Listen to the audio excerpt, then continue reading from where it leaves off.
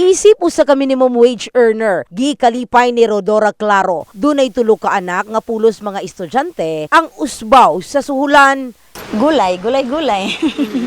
Gibudget gid sa tama ma'am kay ibutang gyud nimo sa lugar ang pagbudget kay para sa kaugmaon sa imong mga anak. Pila imong sweldo din per day? 403 po minimum ma'am. Sa bahin ni Matt Barsaga, ulitawo apan dunay anak og dili minimum wage earner. Kulang gihapon ng iyang income matag adlaw. Hinungdan nga buot niini ang 500 pesos usbaw sa suhulan across the board. Gumikan sa nagkamahal nga presyo sa mga nag-unang palaliton. Apan nagtuo kini nga dili sayon ang iyang sugyot, partikular na alang sa mga employer. As much as possible, kung pwede sana madagdagan talaga siya. Ang kaso lang, baka maging malaki rin yung impact sa mga company.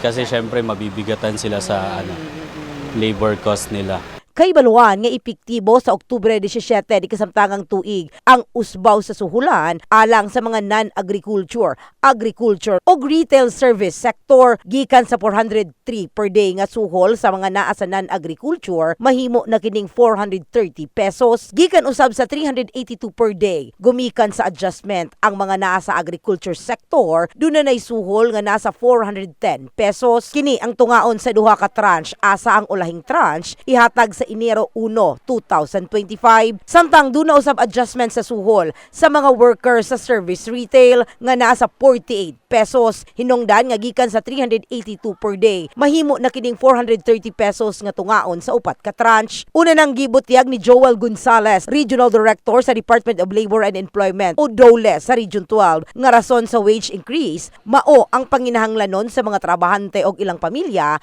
lakip ang social economic condition sama sa inflation rate ug pagsaka sa presyo sa mga produktong petrolyo. In the heart of changing lives. Kini sa Brigada Richal Gubalani, Brigada News.